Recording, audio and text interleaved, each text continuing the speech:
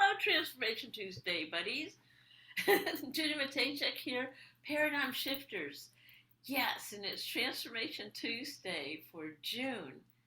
And Paradigm Shifters is we are a growing global community dedicated to shift and uplift the planet.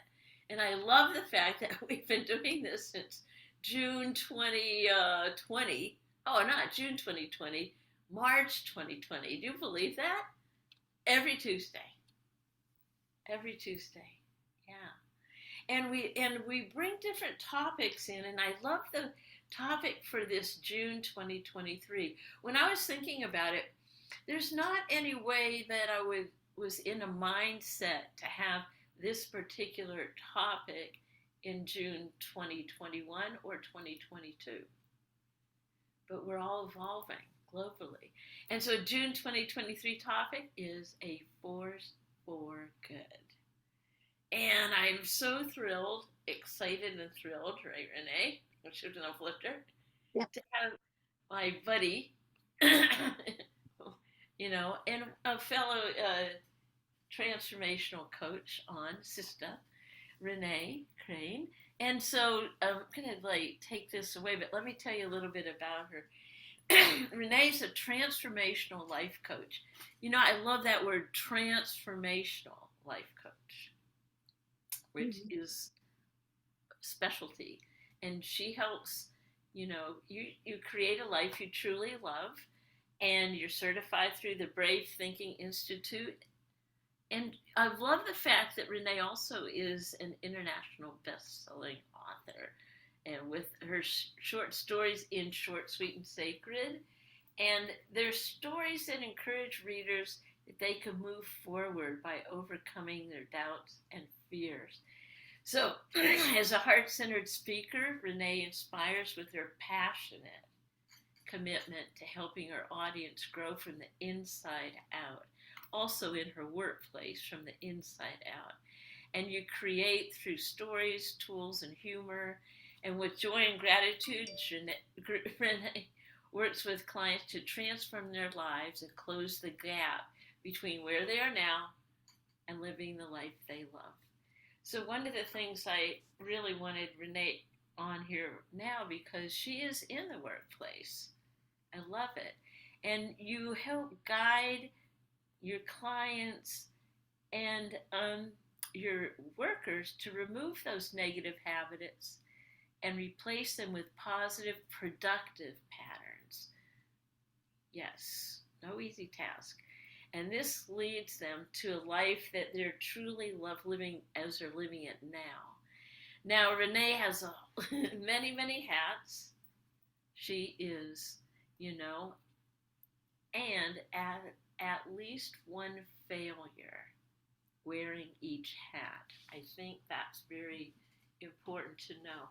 And some of those hats include your daughter, wife, mother, student, employee, and author. And today you're going to be talking to us about two effing words that hold us back and how releasing their hold allows success. So come on in here, Renee. I love it. Straight from Plainview, Texas. Plainview, Texas. Yep, it gets its name honestly. Plainview. Yes, you can see for miles. Yeah, well, tell us about those effing words. So, effing words are fear of failure. Those two effing words, fear and fail, right? We've all had those in our lives. And we have either succeeded and overcome them, or we have continued to let them run us and we have failed, and then we feel bad because of it. So those are the two effing words, the fear of failure. Oh man, I love it. Keep going. Okay. So, my whole life and all of our lives, we have feared failure. We first did failures when we were babies. We were trying to talk, or we were trying to walk, or we were trying to catch that nipple on that bottle, or whatever it was, and we had to learn how to overcome that. So throughout life, we do that to ourselves. We fail at something, and then we learn from that failure, and then we readjust and we become successful. So that baby who fell down as they were walking, we all did. None of us immediately started walking as soon as we started doing it. We failed in that way. Uh, we learn from our failures. And as long as we learn, we keep growing. It's when we fail and fall down and don't get back up. And that is where, when we fall down a lot, which I am not a 20 something anymore, I'm older than that, or a lot older than that. And a lot of those failures, there were times when I did want to just stay down. I did not want to get back up. And sometimes I didn't get back up right away, and sometimes I did get back up right away.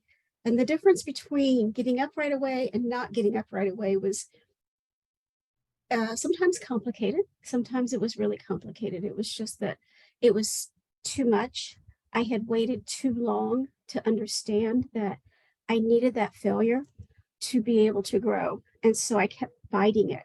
I kept saying, oh, I'm going to stay. For instance, when I first got married, my first marriage, I was 18, he was 19.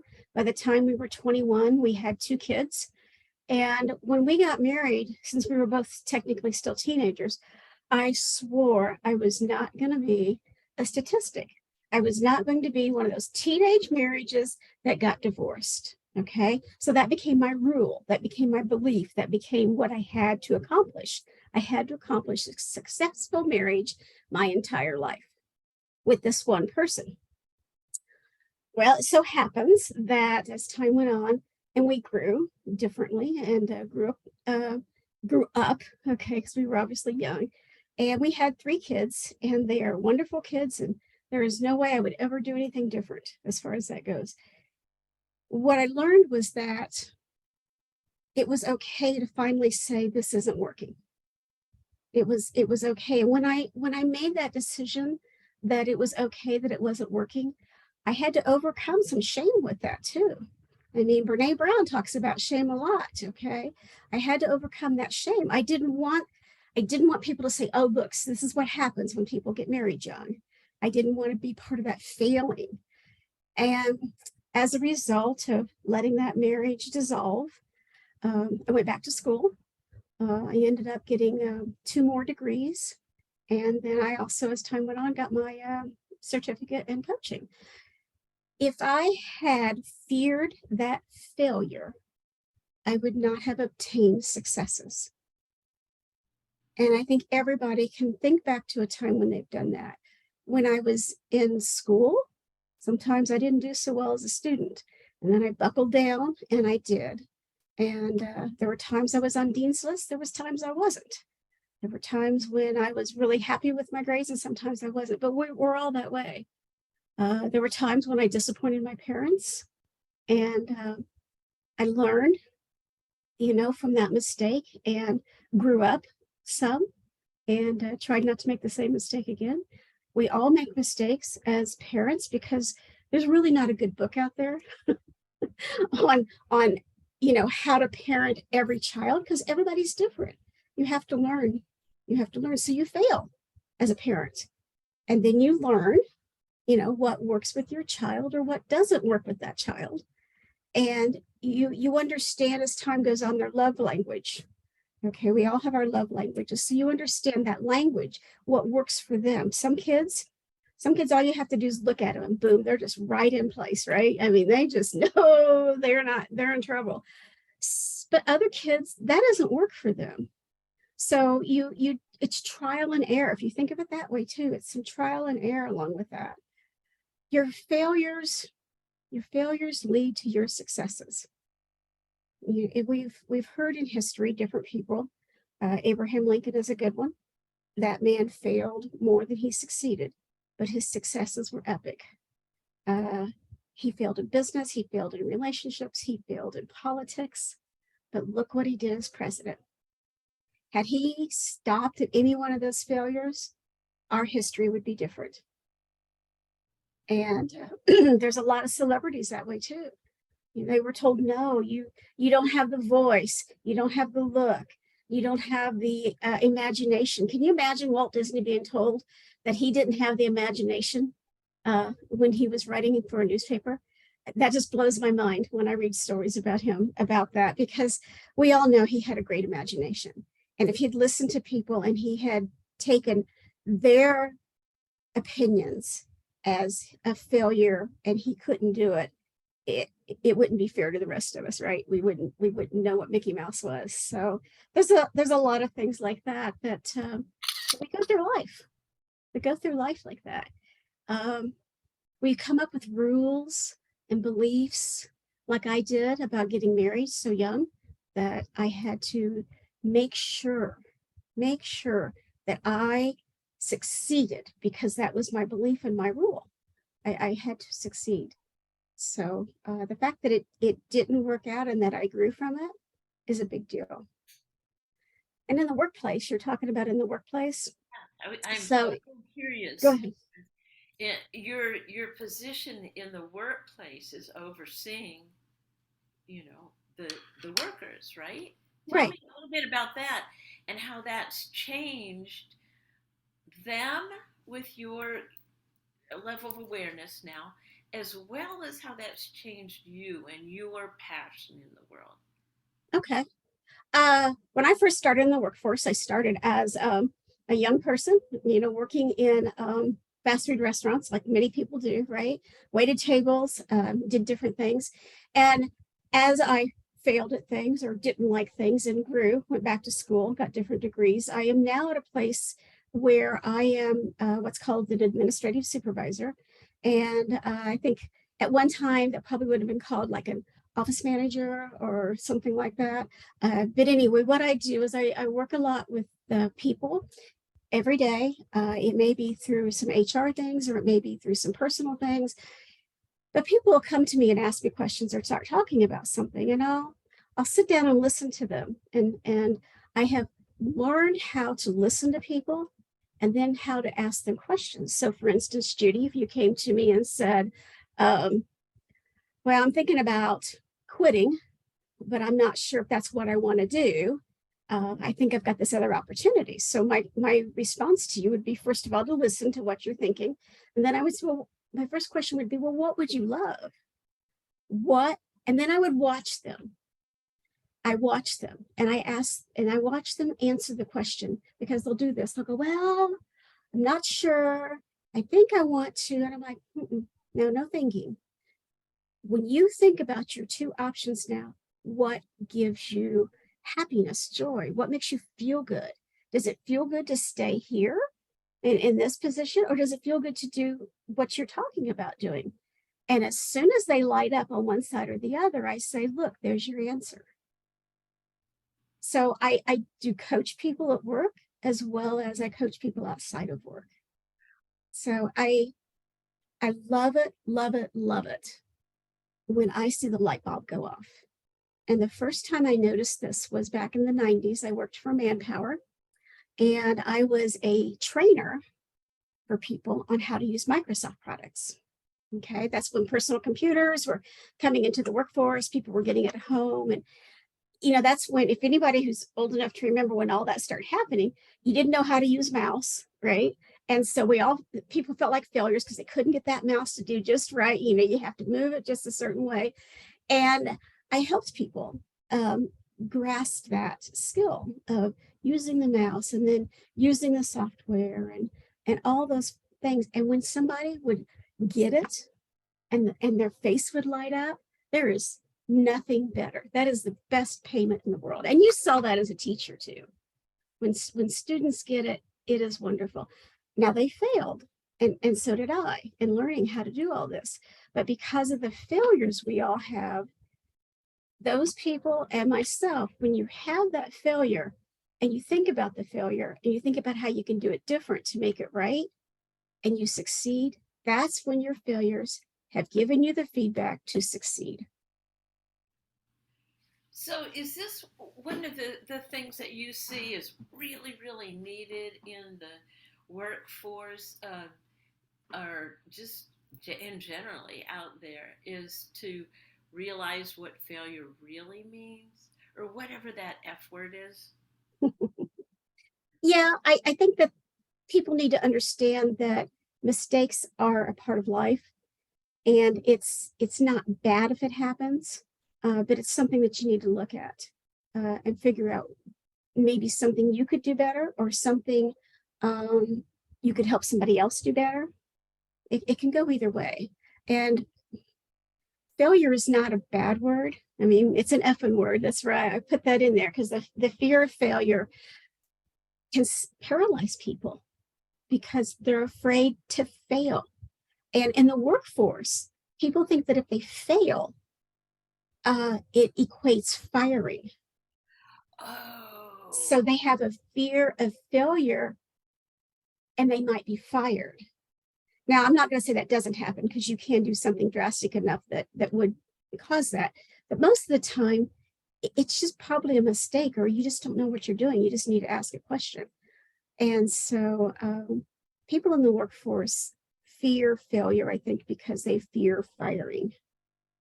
And one of the things I really like to do, and I do this a lot where I work, is I put a lot of information out there.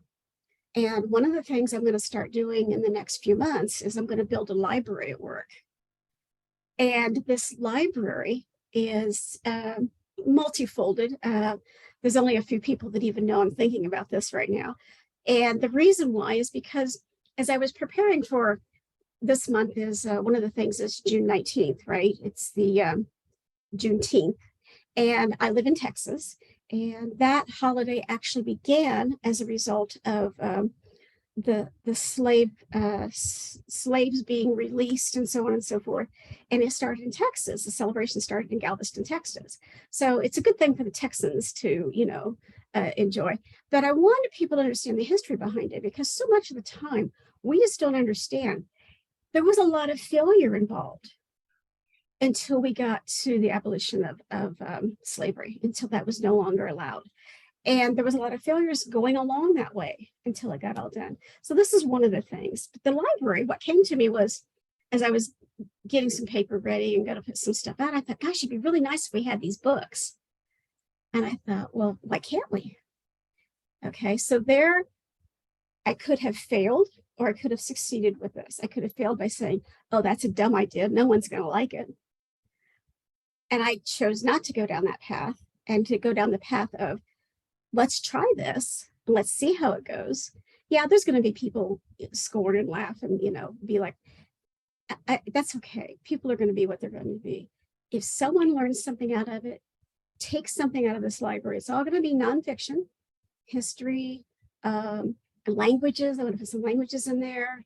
It would be just nonfiction learning. And I'm going to challenge people to learn something. Okay. And I'm going to have a topic of the month. And what I'm going to do is I'm going to actually have a little quiz and I'm going to have people fill them out and put them in a box. And then I'm going to draw for a prize every month. So that's going to encourage them to do that as well too. So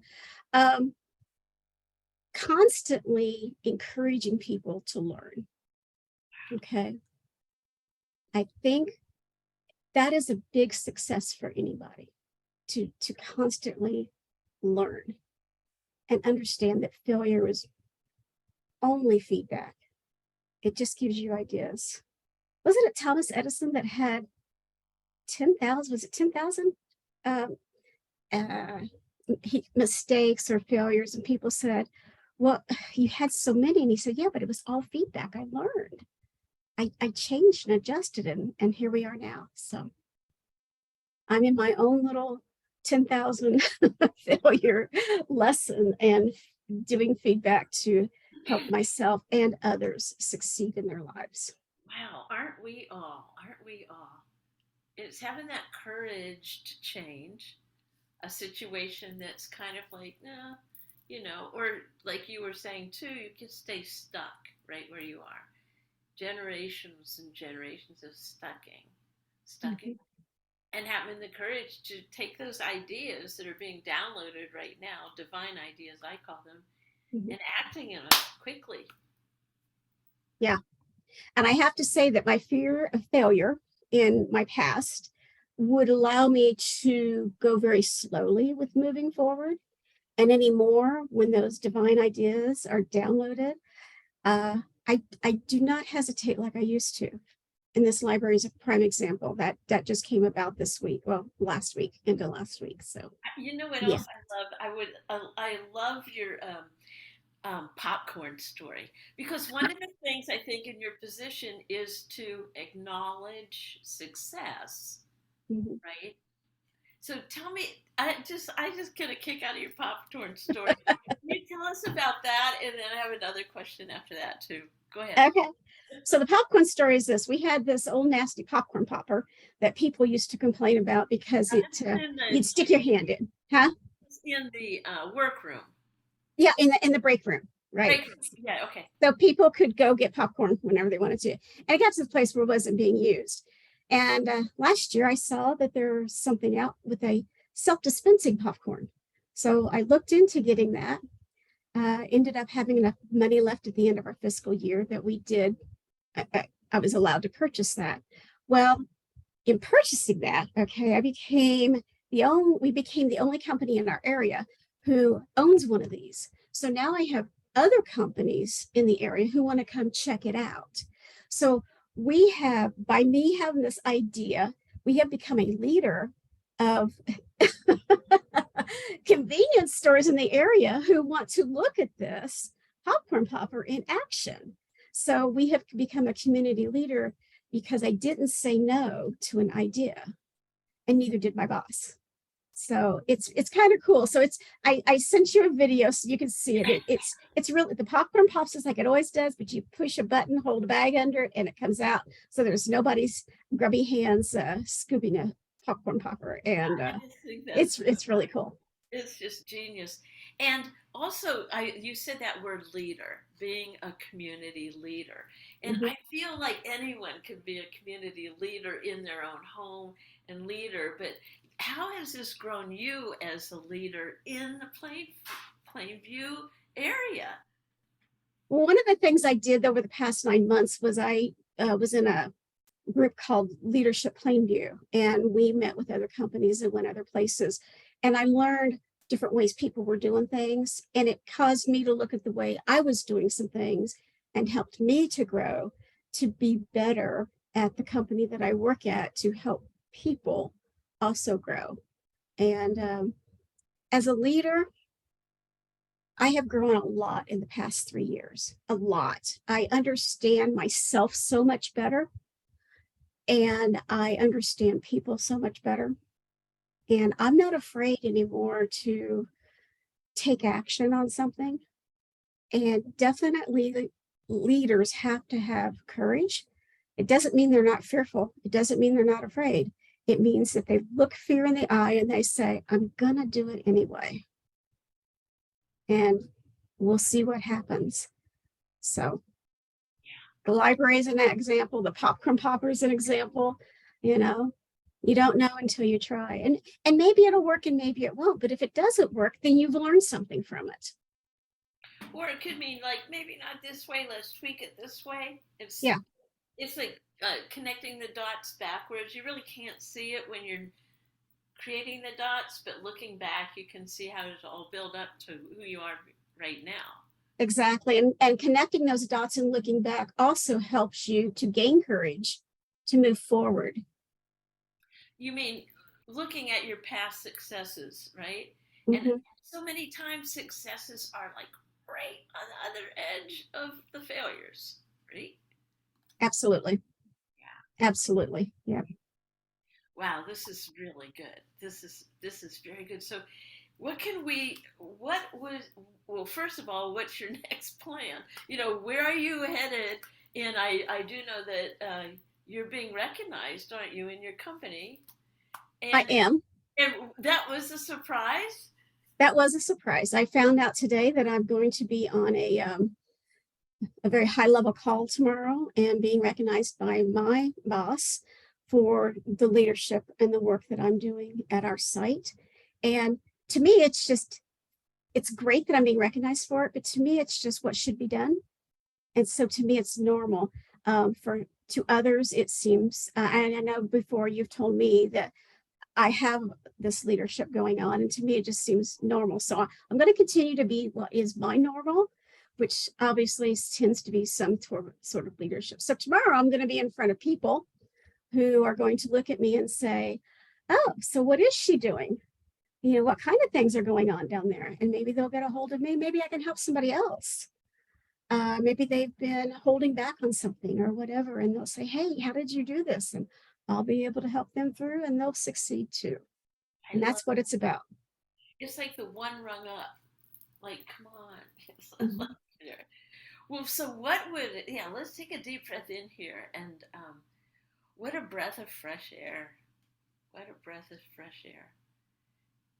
Positive fresh Right, air that we so are yearning for 2020. right. I agree totally. So, the last part of my topic was in how releasing those allows success. So that's what we talked about this throughout this is having the courage, okay, to look at that and say, "Oh, what can I learn from this?" And when you learn from it and you release it as a failure and turn it into a success for the next thing you do, that is how you can release the hold on them. So awesome. Well, so what would you have us hold for you, Renee? What would you love? What would you love? And it's great that you're asking people what you would love, and I feel that it's so important in a position of leadership to keep asking ourselves that person in the mirror, what would I love to be? Who would I love to be today? So this is our chance to support and uphold you. What would you love, Renee? What I would love is to continue to support others through leadership. And I don't have to know what their successes are, but I know if I drop those seeds, there will be successes. So I want to continue to drop those seeds to help others succeed as well. Governor Keller, are you ready for this? Wow. Success coach here. Yeah. All right. Yes. Wow. You know what? I love it. I love it. I love it. Perfect topic. Perfect for this time in this air, and you're ready to catch the energy. And we know that energy flows wherever energy goes, where energy Yes. flows, whatever that one is. You ready to catch it? Mhm. The law of receiving. Yes, there you go. Thank you Thank so you. much. What a Thank power. you for having me, Judy. I really appreciate this. And I appreciate everything Paradigm Shifters is doing around the world because I know you have a global community and change happens one person at a time. Acknowledge your failures, turn them into a success, and it's going to be a wonderful place to live. Amen. Here we go.